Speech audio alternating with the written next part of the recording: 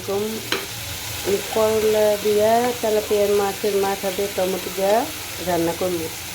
নুন, রসুন, পেঁয়াজ, লবণ দিয়ে দিচ্ছি।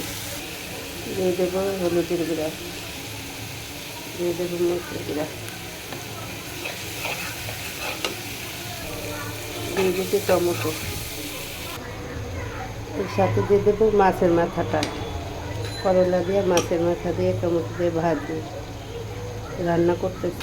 আমার টমেটো দিয়ে মাছের মাথা কষানো শেষ। এখন দিয়ে দেবো করলা। মাছের মাথা দিয়ে টমেটো দিয়ে করলা রান্না করে খেলাম সেই সব দিয়ে দেবো রান্না করা। অনেক ভালো লাগছে রেসিপিটা। আমার করলা রান্না হয়ে গেছে। ভিডিওটা ভালো লাগে,